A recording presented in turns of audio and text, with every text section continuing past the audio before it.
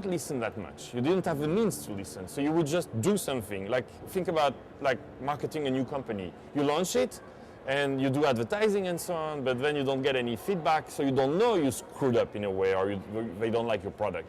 So social software is very tough to embrace for large corporations and for governments, just because they think in a way which is really formatted. Like, say you want to launch a product, you do it very secret. You know, you don't tell anybody. You do market research. You get maybe a sample. You train a small city. You see what you get, and then you prepare a big launch and a huge advertising campaign, right? And if you fail like in a big way.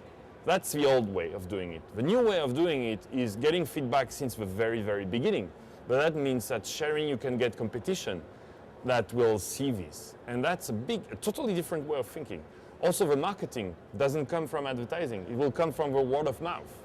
And so it's entirely different. I'm sure any large organization who would apply this way of thinking, so gather a community. If you have a brand, you already have a community. You're just not talking to it the way we do talk with communities. It's both ways, and letting everything out, including every criticism, for example, and answering each of them in public. Very tough for large organizations. If you start doing this, you're going to have a clear advantage to the competition. That's obvious to me, because you get so much feedback that you can only do a better product. Now the challenge is all your competitors will see it as well, so you have to be ready to execute and run as fast as your community expects, otherwise you're done, obviously. But it's a great motivation to have. It's just a different way of thinking.